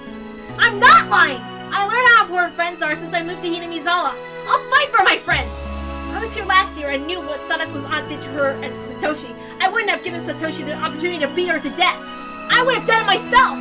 I would have done it in 1,500 seconds! I wouldn't have even hesitated! I would have beaten her to death with a metal bat! That's easy for you to say! But you don't know the kind of determination you need to kill another person! I don't know that, and I don't need to know that either! You know why? Because of the obligation to help your friends! You don't understand, Keiji! You don't know how disgusting it is to kill a person! You can never get rid of the dirt on your hands no matter how hard you try to justify it! You're right. Killing a person in order to save your friends is such a short-sighted way of thinking. It might sound like I'm contradicting myself. I To think things aren't meant to go well when you take care of an evil matter by doing an evil deed.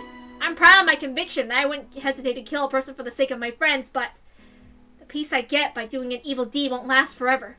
We all know that by instinct, and that's why we all despise evil things, I think.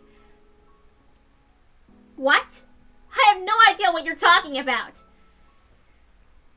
She didn't have to tell me that. I was aware I wasn't making any sense, but for some reason, I could easily imagine a world like that.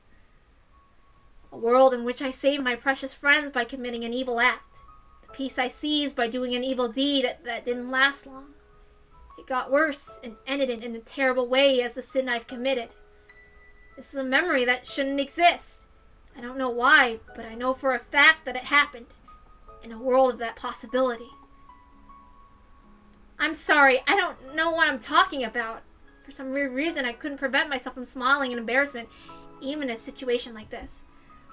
But you know it too, don't you, Rena? You know that you didn't want to get your hands dirty. You're crying because you wanted us to help you, but we didn't. You didn't want to be a murderer. You're lying when you claim that this was the best choice you could have made. That's why you've been crying. That's not true! That's not true! That's not true! That's not true! You know that better than anybody if it's true or not. You've been regretting this from the beginning. If you were able to hide the corpse without getting caught, you would have never washed the blood off your hands. How are you going to fool yourself into believing that you won't have to live the rest of your life bearing the burden of your sin? There's only one way to do that. You have to believe that this was the only choice. That means you have to live your life denying your friends, and denying your friends are worth asking for help. Are we worth nothing to you, Rena? Of course not. You always believe that friends exist to help each other. Your friends were immature last year. That's why they couldn't help associate with this unfortunate fate. But people grow up. We don't make the same mistake twice. We don't want to regret the same thing twice. So believe me, we're your friends. We're on your side. So what you're saying is that I was immature too, right? Yeah, I am. You were immature because you couldn't believe that your friends grew up. But I'm not gonna blame you for that. We didn't notice until today that you've been going through such a hard time all alone. People can communicate their feelings by only talking to others. So there was nothing we could do because we didn't talk.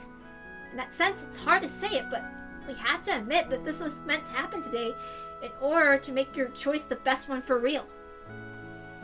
We finally talked about our feelings, and we know you've been distrusting your friends since last year, and everybody regretted both what they did and didn't do. So now we finally became true friends. Finally. But it's too late. We've only noticed our sins after it's too late. That's not necessarily true. For example, as your friend, I can understand the things you've done this time. What do you mean by that? I understand that depriving people of their lives is an unforgivable crime, but I also understand that my friend Rena had no other choice but to do this. So I don't think you're filthy, and I'm not afraid of you. If something like this happens again, we should talk and think about what we can do together. But this already happened, and I understand that. When I say I understand, I mean I forgive you. I don't hate you for what you did. I said that to everybody this time. I said it to all my friends. I accept what Rena did. I accept that she had no choice other than to do this, and this was her last resort after thinking through it many times, so I'm going to side with her. Kei-chan. Of course if she killed him for money or some other stupid reason, I'd drag her to the police, but that wasn't why Rena did this. She couldn't run away, and she thought it through before she came to this point. If she's guilty of anything, she's only guilty for not talking to us beforehand. But I forgive her for that too. I forgive her for coming to this point.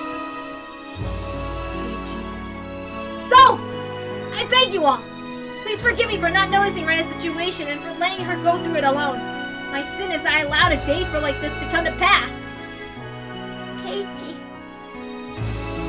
We're the only ones who know about these facts. If we keep it to ourselves, everything will be fine. Rena doesn't have to worry about a thing. Let's hide them somewhere like she planned.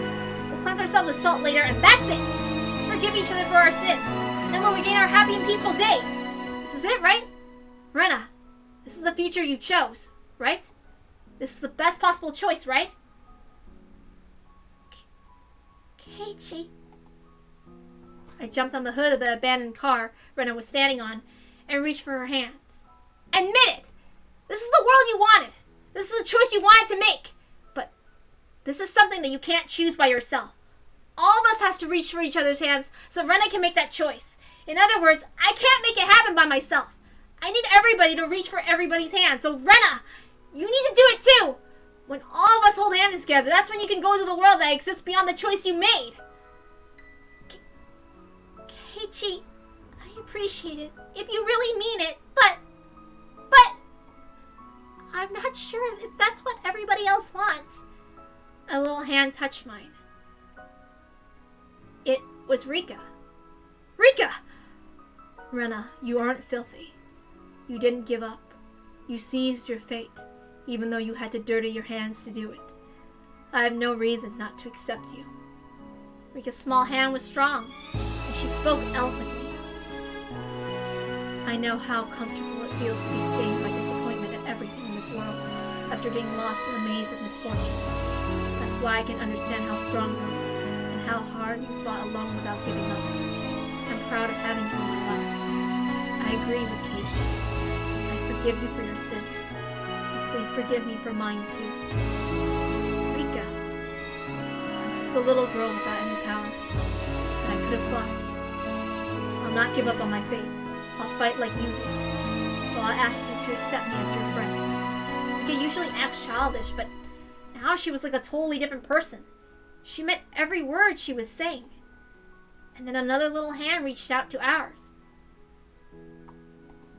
Sadako. Sadako put her hand over mine and Rika's. She didn't say anything, looking down for a while. Rika urged her to speak. Rika and I lost both our parents. We never cried about it, however, because we have you, a family made of friends.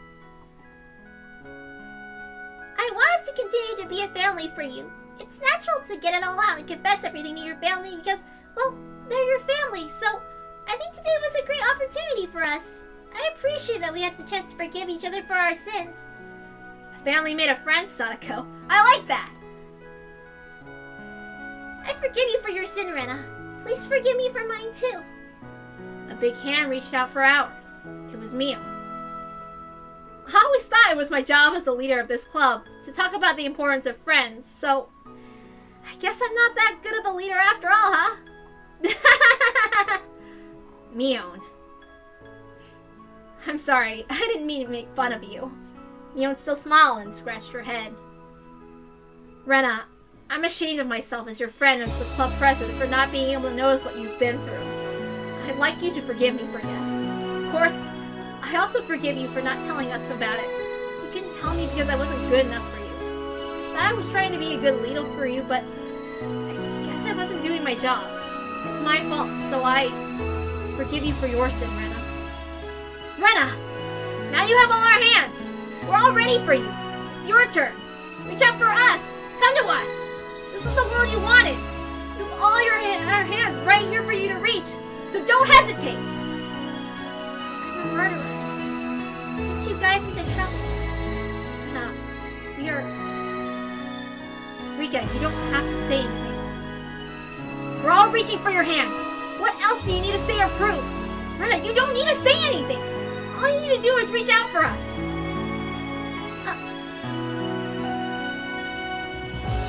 Come on, Rena. This is real. It's not too late. You still have choices you can make. So choose. You can still make it. Come on. It's not too late to start over again. Rena slowly reached out, and her hand touched ours. She didn't hold our hands. All she needed to do was touch her hands to show us her will. Rena chose to live, to share her life with her friends, rather than to refuse them for the rest of her life. I took a step closer to her and firmly grabbed her wrist. It was getting dark and some of the stars had appeared in the sky. We all forgave each other for our sins for the first time. It was a little embarrassing, but Rena's tears made us all cry, and we all just kept crying together. We stood in a circle holding each other by the shoulder and putting our heads together in the middle. We're a family made of friends. We forgave each other and we're happy together. There's a memory in the back of my mind, but it's not supposed to exist. I tried to save one of my friends in that world. In order to do that, I rejected all my other friends. I acted recklessly alone, and I brought about the end of the world. The situation we had here is the same in the incident in the faraway world. in the sense that people have been deprived of their lives in order to save one friend of mine. But other than that, it was different. We have Rena, Mion, Sadako, Rika, and myself. Nobody was missing. We were going to regain them. We were going to regain those happy and peaceful days. The road going there might be a little rough, but we'll walk through it together. We all will.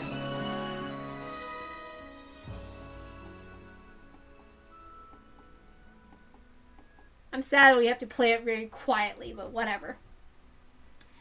We went to the place in the mountains of Yagochi that Rena had picked up for burying the bags. That better be not muted, I swear to God. Carrying corpses is a scary thing to do, but it made us united more strongly because of that. Since each part of the corpse is in a separate plastic trash bag, we can tell what's inside of each bag by touching it. First, we forced ourselves to laugh whenever we touched the bodies because we were scared, but after a while, we got used to it to a point where we could make jokes about it. Of course, all of that was probably a bluff, but we all tried our best. Mio somehow had detailed knowledge of how to hide corpses. She told me to dig the hole deeper. Rika helped to carry the bags. Sadako used her talent of setting traps to perfectly camouflage the place where we buried the bags. Me? I was in charge of the digging the hole. Rena dug it earlier, but I made it a little deeper. After we finished all that, we walked back to the place where we parked our bicycles. We looked back at the place where we buried the bags. It was completely unnoticeable. We'd never be able to find the other place again once we left for home. That's how perfect it looked. Great! Thank you all for your hard work. We're done here. It's time to go home. Mio said it cheerfully, as we just finished club activities or something. We had no more bags to carry, and we no longer had any burden to carry either. We all got on our bicycles, but Rena was still standing there, looking into the distance. Hey, Rena! What? I'm sorry. I think I caught a cold or something. I felt feverish and dizzy. Rena's face looked slightly red. Mio touched Rena's forehead. It was actually a little warm. She had a tough day today. She had to go through so many things. She had to find a place to hide the corpses. She had to dig a hole. We caught her with those bags. We talked about our feelings and we forgave each other. She must be exhausted after a day like that. Rena, you should rest well when you get home. Yes, thank you. I will. Rena, we forgave each other for everything, so don't blame yourself anymore, okay? You were right about me. What do you mean? I couldn't fool myself. No matter how hard I tried to justify what I did, I was still scared. Look at I'm still shaky, even with all the help I got from you. If you hadn't found me with the corpses, if I had taken care of this alone, I wouldn't have been able to bear the burden. I'm pretty sure I would have been crushed by the pressure. She said all this with a bitter smile. It might take her a long time to heal from the pain. But it must be 100 times shorter than the time it would have taken if she did all this alone.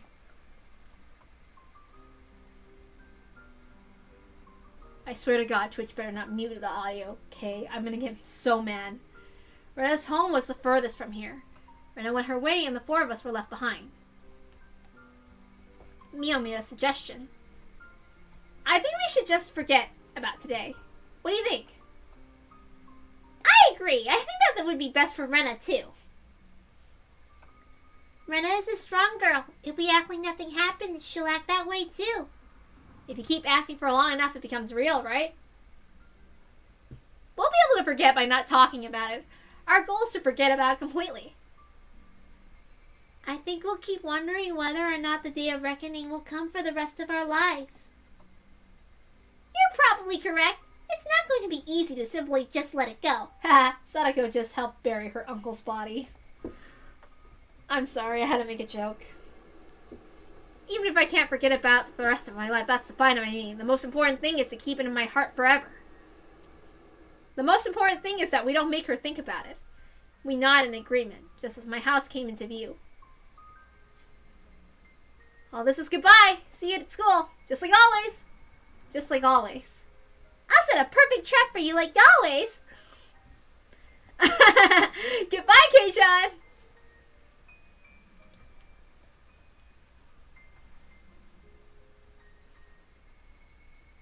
After I parted with them, I still felt hot and dizzy. It felt really weird. I was even staggering to the front door. I felt as if I was floating in the air, like I just took some very strong cold medicine. Today, something very shocking and something that made me super happy and something very embarrassing happened to me. I felt as if my heart and mind were about to explode because they were filled to the brim with both happiness and sadness. I don't know whether I made a crucial mistake today or if I had the happiest day of my life. I don't know which it is, and all I could do was stare blankly into space. I felt frustrated too. Even though they were my friends, I was caught in the act of abandoning the corpses. But at the same time, I still felt relieved that my reliable friends accepted what I did. Those emotions were all mixed up in my heart, and they were equally strong, making it difficult for me to decide what I was feeling. I was losing my sense of balance. It was as if the world was warping around me. I heard sounds as if I was in the shower. Everything left me with a feeling of unreality. When those emotions were about to make me lose control, I felt a heat on my wrist. The part where Keiichi grabbed me earlier started throbbing. My feelings weren't cooperating with me, but the heat on my wrist calmed them down for me. I don't know how to express what I felt when my friends and I held shoulders together in the circle earlier, but the feeling was the only thing I knew to be real. I'm home! Huh? As soon as I opened the front door, I smelled it. It smelled really good. My father isn't good at cooking, but he likes trying to cook creative dishes. I remember he used to cook something very challenging whenever he was in a good mood. So, this smell was a sign that he felt that way. That's why I always liked the smell. The reason he's in a good mood is because he found a job. And not just any job. He found a job with a company created by friends from his old workplace. They remembered my father and promised to hire him. He told me that some of his other colleagues from his old company are also working there. It must be very encouraging for him to work with people he knows, because he hasn't worked for a long time. The dinner looked great, in contrast to how it tasted. It was a dinner to celebrate his new life, to show his determination, to regain his bond with his daughter, and to make a clean start. I talked about a lot of things with my father that night. It had been a long time since the last time I talked with him like this. I don't remember when it was, but it reminded me of the days I was still happy, which meant that I finally returned to that time. My father still believes that Teppei's coming back one day, so he's still very cautious about locking the doors and windows, and he gets very scared sometimes when someone rings the doorbell. I told him so many times that they never come back, but I couldn't convince him because I couldn't tell him the reason why they won't. He'll eventually realize he's free. I'm sure it won't take too long. My heart was full of many emotions that day. If emotions could actually burst a heart open, it might happen to me. My brain must have been overworked because so many things happened at once. My head was still fuzzy, but I managed to crawl into bed. I felt like the ground was moving and I totally lost my sense of reality. I remember that once I felt like this, I got the flu. I might get a high fever tomorrow, but I don't care. I don't care if I get sick tomorrow. I just wanted to enjoy the fact that I took a step toward the future of my decision. Keiichi told me something like that today. The high fever and the dizziness made me feel frustrated for some reason. But whenever I felt frustrated, I feel the heat on my wrists too. I grabbed my wrist with my left hand tightly. It made the frustration go away and brought me relief. Even the dizziness I didn't like before just made me feel like I was in a down-filled futon. I was falling asleep in that down-filled futon on my first night in the new world. This dizziness didn't go away for the few days, but I gradually got used to it. This new world looked like the world I used to live in before, but the sunshine was a little bit brighter, and Keiichi's smile looked a little more gentle than before. We made more noise than we used to. We spent every day slowly but in high spirits. What an idiot I am! I underestimated the dizziness and I got a summer cold in June. I wanted to get better as soon as possible. I should have taken the day off from club activities, but I forced myself to play with them every day, and it made me hard for me to get better. I finally learned my lesson recently. I don't need to feel frustrated. There's no limit to happiness in this world. As long as we keep wishing for it, it'll continue forever. I don't need to feel frustrated anymore, because tomorrow I'll have the happiness I have today. We'll have the Watanagashi Festival next Sunday. Michan tells us that we'll have a lot of fun and then we'll go extra crazy. I really can't wait.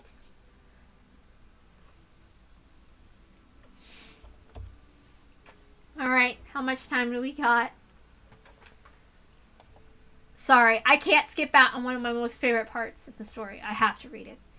Note from the Forestry Service. New tips.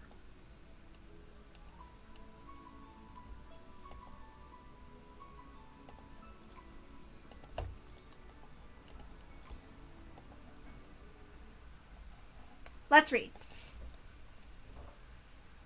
It's still June, yet the air is filled with the cries of the cicadas. How is everybody in Hinamizawa doing? The Watanagashi Festival is coming around the corner.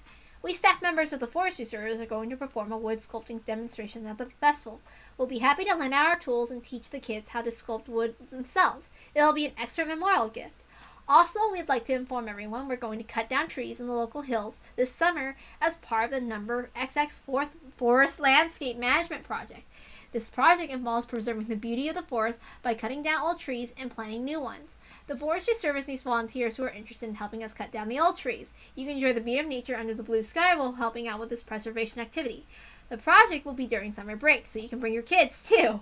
This will be a good opportunity for your kids to learn about nature and have a valuable experience.